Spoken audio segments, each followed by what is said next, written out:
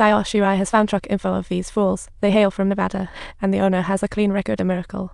Las Vegas is making headlines again.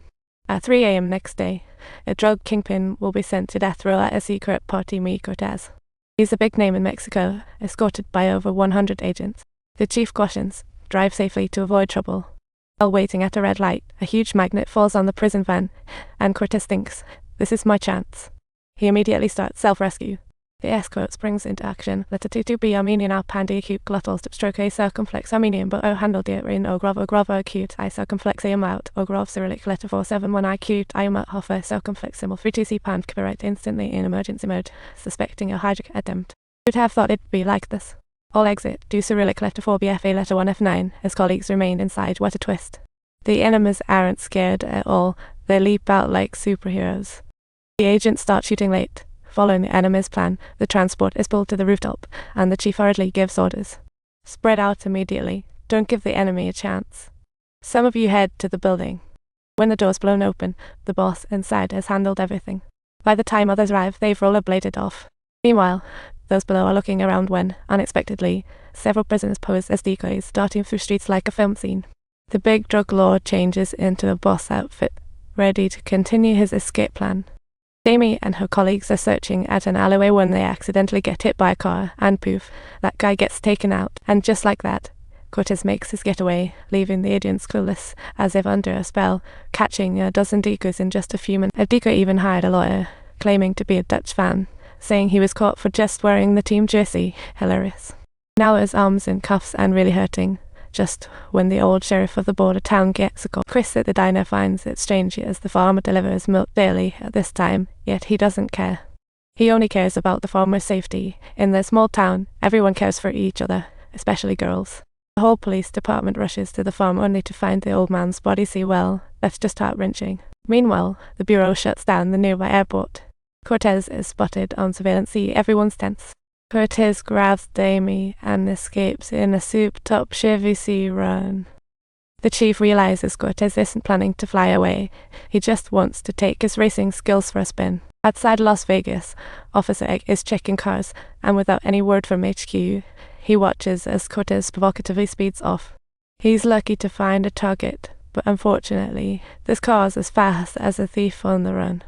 With a few slick maneuvers and some reverse driving, Cortez escapes the chase like a performer. He's a third-generation driver. His dad got nabbed for his love of racing.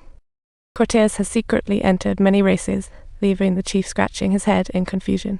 The nearby airport is closed, leaving Cortez no chance to fly away. See, he's stuck on the highway, but he's not trapped yet. Just then, Damie calls the chief, and clearly it's Cortez on the line, threatening him. If you don't pull back the investigation team, Damie will be shipped back in pieces to your agents and her parents. The investigation's chopper comes into view, but no one dares to make a move. All watch Cortez's car, reporting while ensuring hostage safety. Even with checkpoints ahead, Cortez couldn't care less. Lurking in the shadows are two armored SUV ready to roll. Suddenly, a host of gunmen appear, wildly firing at the cops blocking the way. See, the gear gap is insane, and the enemies quickly gain the upper hand. Next, a massive bulldozer rolls out of the shadows, crashing through the police cars, clearing a brilliant path. The helicopter looks down from above, and the roads are in chaos, like a giant game of bumper cars. Back at the farmhouse of the town's farmer, it seems a severe home invasion has occurred. The old sheriff promptly gives tasks to Shirai and Sarah. Subtitles. They inspect tire marks from the bullet holes left by the old man. The sheriff quickly deduces, not a handgun. On the highway, Cortez contacts his secretary and wires Damie $3 million. Talk about a ridiculous transaction. Turns out, Damie is actually Cortez inside. Woman see talk about a plot twist.